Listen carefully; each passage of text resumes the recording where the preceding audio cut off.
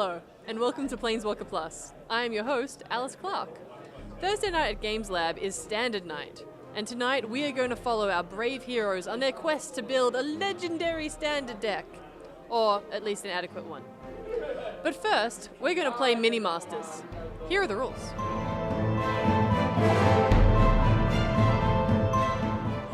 Step 1. Get a booster. Step 2. Get 2 of each basic land. Step 3. Open the booster, but do not look at any of the cards, but do take out the token. Step 4. Shuffle the booster and the lands together, still without looking at the cards. Step 5. Draw 7 cards and start playing. But remember, there are no mulligans in Mini Masters, so maybe pray a little bit too. Let's go play.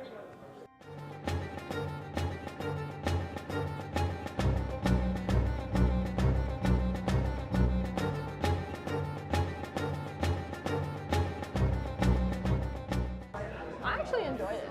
It's an interesting way to open boosters. It's beats just opening it and going, oh, that's what I got in here. That's fun, yeah. It makes it fun and it turns it into like an hour-long thing. That was kind of cool, even if I kind of got cards that didn't work in Mini Masters at all. Yeah. It was fun. It was different. It was kind of rough.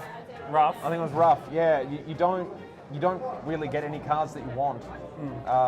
Yeah, that's the thing. Hey, did you see that thing where I crushed Brad to death 3 times and then he almost cried, but he didn't, but he kind of did in my head, and I think he kind of wanted to a little bit.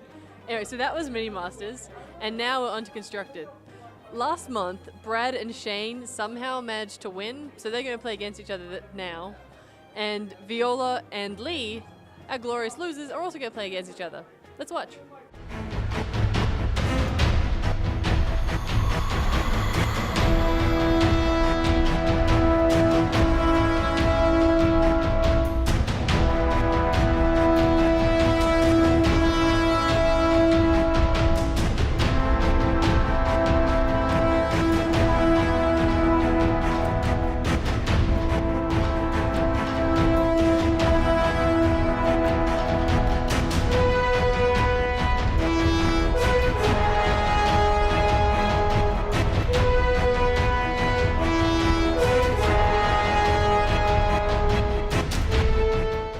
That was an experience. Having played against Shane's all-top deck in the past, I know it's not a good matchup for Azorius. We do not go well. So every time I cast a spell that has, and I have creatures on the board that have extort on them, I can just keep stealing his life. And his detain does not affect that at all. It was a really, really bad matchup for him, I guess. He extorted me to death, which is exactly what I expected to occur. But I thought I did really well in the first game. I learned a lot about my deck. I did not expect me to go nearly as well as I did with that aggression, and I think I may need to tune a bit more aggression into here, whether it's more damage or more card removal.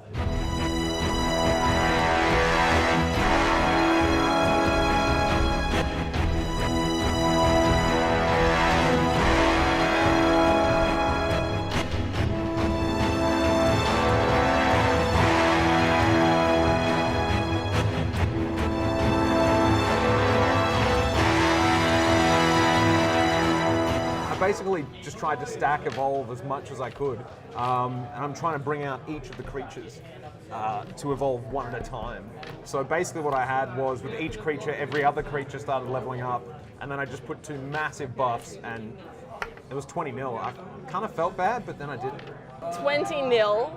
The odds are just not in my favor today. I stole a whole bunch of Brad's cards and they didn't do me any good. I think I'm going to have to rethink my whole plan here, but yeah, it kind of sucks when you get no mana. The results are in. Brad and Viola have been crushed into tiny little pieces of despair forever. And now, all 4 players have $10 to spend to improve their decks. I put this deck together out of what I had in the recommendations from the other week, and it's kind of ridiculous. I don't actually want to change anything. I had pretty much Evolve set up absolutely flawlessly, and in both games it was absolutely perfect. I brought everything out in the right order. I think as long as you do that with the Simic deck, it's fantastic. So no modifications this week. I'm really, really happy. I came into this thinking that I didn't want to buy any cards this week, and I wanted to wait it out. I mean, Core 14's coming out soon. That's going to change a lot of stuff.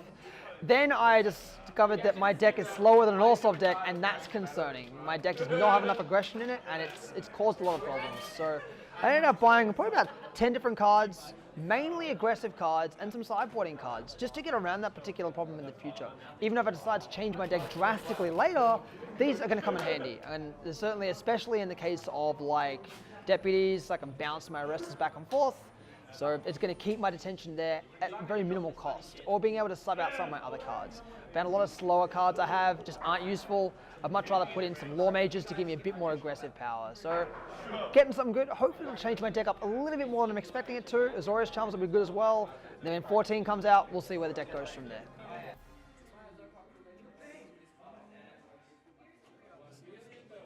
My deck has goblins. Not anymore because I got rid of my goblins.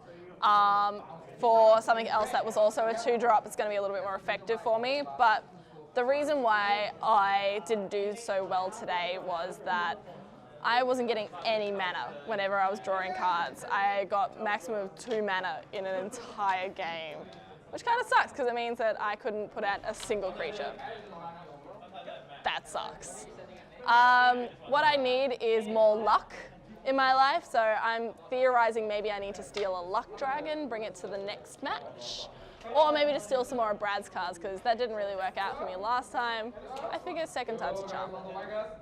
Okay, I bought Thrall Parasites because they're very cheap. They're an extort, 1-drop. It's so much fun. Another Plentiful Blight, more extorts, more fun, and a Cryptghast for more swamps, for more extorts, for more fun, for more life, for more stealing their life, and for more winning. Yeah. Now, all that's left is for the competition. If you want to win this shiny intro deck, just go onto our Facebook page and tell us which one of our 4 players you think is going to win in the end. My bet? Not Brad. So, tune in next month to see us all draft and see the introduction of the M14 core set. I'll see you then.